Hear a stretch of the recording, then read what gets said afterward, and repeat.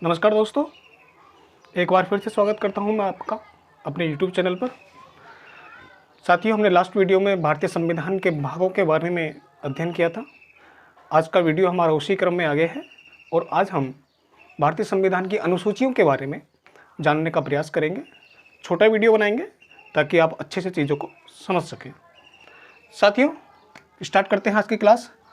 भारतीय संविधान की अनुसूचियाँ, शेड्यूल्स ऑफ इंडियन कॉन्स्टिट्यूशन, अनुसूचियाँ।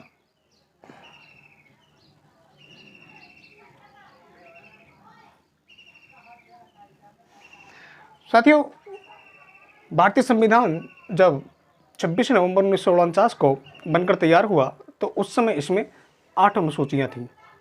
लेकिन उसके बाद संशोधन के पश्चात आज की स्थिति ये है कि भारतीय संविधान में कुल 12 अनुसूचियाँ हैं और ये 12 अनुसूचियाँ बेसिकली भारतीय संविधान का ही भाग हैं। तो आइए देखते हैं भारतीय संविधान की अनुसूचियाँ।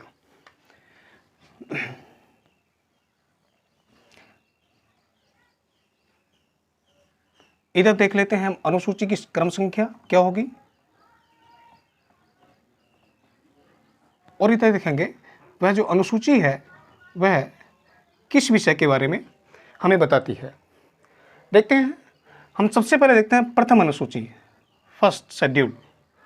साथियों, भारतीय संविधान की जो पहली अनुसूची है वो हमें बताती है कि भारत का जो राज्य क्षेत्र है वो कहाँ कहाँ पर है और किन किन क्षेत्रों पर भारत का राज्य होगा। जैसे कि हम देखते हैं कि भारत संघ को प्रशासन के दृष्टिकोण से वर्तमान में 28 राज्यों और 8 केंद्र शासित प्रदेशों में डिवाइड किया गया है, विभाजित किया गया है। तो वो जो 28 राज्य हैं और 8 केंद्र शासित प्रदेश हैं, उन सभी का विस्तार से जो वर्णन है कि किस राज्य की कहाँ पर कितनी सीमा होगी, किस केंद्र शासित प्रदेश की सीमा कितनी होगी, उन सभी का जो विस्तार पूर्वक आपको वर्णन मिलेगा वो अनुसूची 1 में मिलेगा। तो इसमें बताया गया है 28 राज्यों व 8 केंद्र शासित प्रदेश के बारे में हमें इसमें बताया गया है। ठीक है, उसके बाद देखते हैं हम अनुसूची 2। अनुसूची 2 क्या कहती है? देखिए, अनुसूची काफ़ी इंपॉर्टेंट है। अनुसूची 2 से कई बार क्वेश्चंस बनते हैं।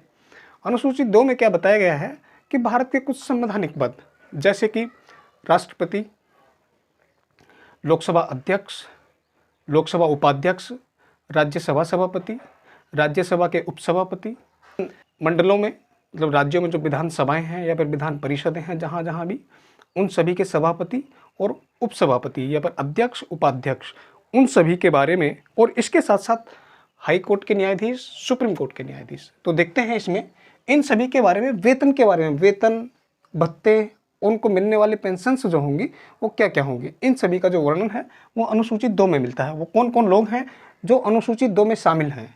देखिए, सबसे पहले देखते हैं हम इसमें राष्ट्रपति। राष्ट्रपति के बारे में हमें जानकारी मिलती है इसमें। उसके बाद राज्यपाल, सभी राज्यों के राज्यपाल। थर्ड है लोकसभा अध्यक्ष।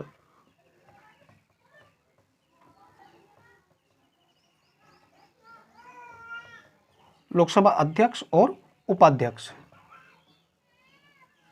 उसी प्रकार राज्यसभा में सभापति और उपसभापति।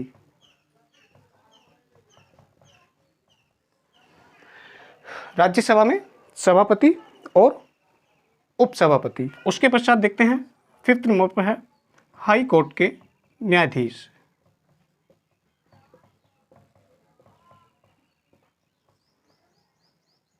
6th है आपका सुप्रीम कोर्ट के न्यायाधीश। 7th नंबर पर है आपके भारत के नियंत्रक एवं महालेखा परीक्षक, CAG, controller on auditor general. तो इन सभी के मिलने वाले जो वेतन, भत्ते, उनको समय समय पर कौन कौन से भत्ते मिलते हैं और पेंशन्स के बारे में हमें अनुसूची 2 से जानकारी मिलती है। ठीक है दोस्तों, तो ये है आपका अनुसूची 1 और 2। इसमें राष्ट्रपति, राज्यपाल, राज्यों में सभी राज्यों के,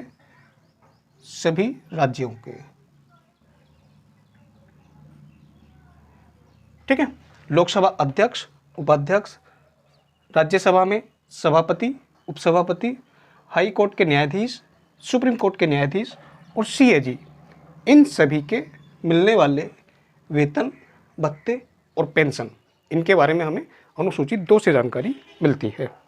उसके पश्चात देखते हैं, आप इन सभी को नोट आउट कर लीजिएगा, बहुत अच्छा आपका एक नोट्स तैयार हो जाएगा, ठीक है। उसके बाद देखते हैं हम अनुसूची 3।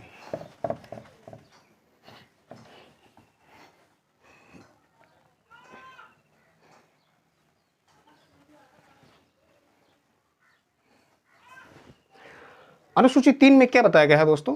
अनुसूची 3 में बताया गया है कि कुछ संवैधानिक पद, जैसे कि आपके हैं कि सदस्य,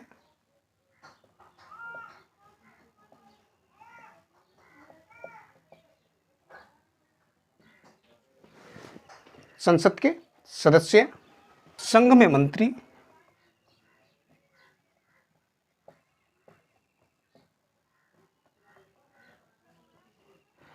हाई कोर्ट के न्यायाधीश, सुप्रीम कोर्ट के न्यायाधीश और सीएजी, भारत का नियंत्रक एवं महालेखा परीक्षक, इन सभी के द्वारा पद ग्रहण करते समय जो शपथ ली जाती है, उन सभी का जो वर्णन है वो यहीं पर मिलता है। इसके साथ साथ इसमें राज्यों के विधानमंडल के सदस्य भी आते हैं। राज्यों के विधानमंडल के सदस्य मतलब विधानसभा और जहाँ जहाँ भी विधान परिषद है, उन सभी के सदस्यों का जो सदस्यों पद की जो शपथ ली जाती है, उसका वर्णन भी आपके अनुसूची 3 में मिलता है। राज्यों के विधान मंडल के सदस्य, तो इनके द्वारा जो शपथ ली जाती है। इसके साथ साथ एक चीज़ और हम बता दें यहाँ पर कि अनुसूची में राष्ट्रपति, उपराष्ट्रपति और राज्यों में राज्यपाल, इनके द्वारा जो ली जाने वाली शपथ है, उसका वर्णन अनुसूची 3 में नहीं है। उसका जो वर्णन है आप इसको लिख लीजिए यहाँ पर नोट करके कि राष्ट्रपति को जो ली जाने वाली शपथ है वो है आपका अनुच्छेद 60 में। उपराष्ट्रपति के द्वारा जो ली जाने वाली शपथ है उसका वर्णन आपका मिलता है अनुच्छेद 69 में। और राज्यपालों के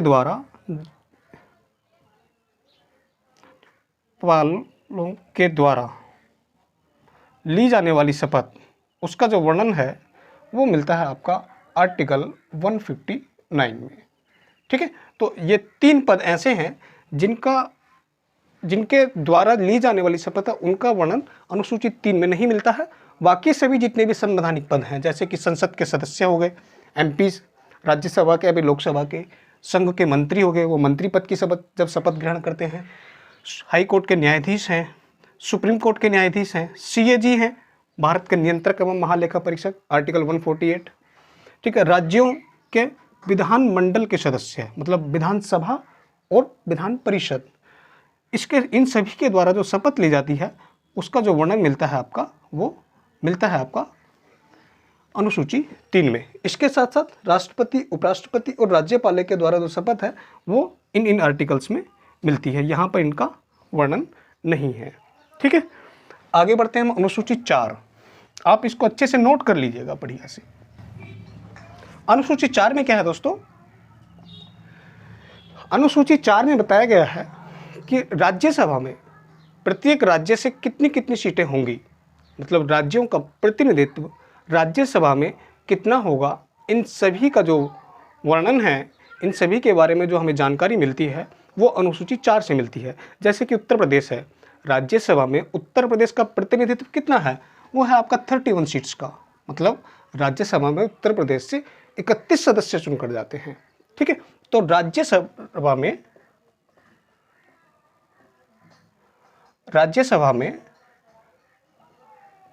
राज्यों का प्रतिनिधित्व, मतलब राज्यसभा में प्रत्येक राज्य का कितना रिप्रेजेंटेशन होगा, उन सभी के बारे में हमें जानकारी मिलती है अनुसूची 4 से। ठीक है दोस्तों, उसके पश्चात देखते हैं हम अनुसूची 5। अनुसूची 5 में क्या है? अनुसूची 5 में बताया गया है कि कुछ अनुसूचित क्षेत्रों, कुछ ऐसे क्षेत्र जो कि सरकार के द्वारा रिजर्व घोषित किए जाते हैं, उनके प्रशासन के बारे में, और कुछ अनुसूचित जनजातीय क्षेत्रों के बारे में, प्रशासन के बारे में, उनका जो नियंत्रण है, उनका जो एडमिनिस्ट्रेशन है, वो किस प्रकार चलाया जाएगा, उसके बारे में जो जानकारी मिलती है वो अनुसूची हमें 5 से मिलती है। ठीक है, कुछ अनुसूचित क्षेत्रों एवं अनुसूचित जनजातीय क्षेत्रों के प्रशासन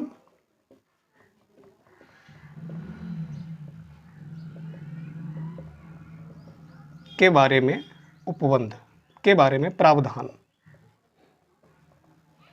हम अनुसूची 6। अनुसूची 6 क्या है? अनुसूची 6 बताती है हमें संविधान की कि इसमें 4 राज्य नॉर्थ ईस्ट के जो 7 सिस्टर्स हैं, उनमें से 6 राज्य असम, मेघालय, त्रिपुरा व मिजोरम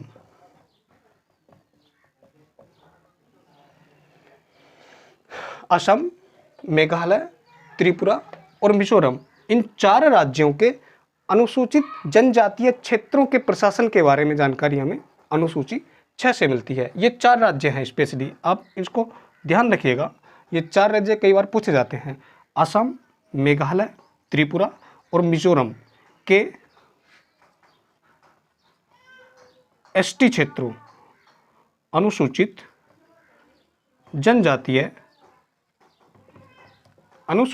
जनजातीय क्षेत्रों के प्रशासन के बारे में जानकारी मिलती है हमें, कि प्रशासन के बारे में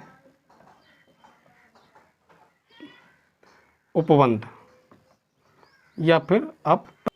ठीक है दोस्तों, तो एक छोटा सा वीडियो, सभी शेड्यूल अभी कंप्लीट नहीं हुए हैं। मूल संविधान में 8 अनुसूचियाँ थी, लेकिन अभी ये 12 हो गई हैं।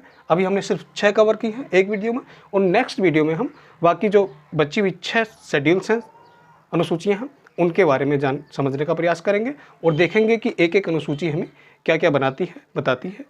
ठीक है दोस्तों, चलिए मिलते हैं अगले वीडियो में। धन्यवाद।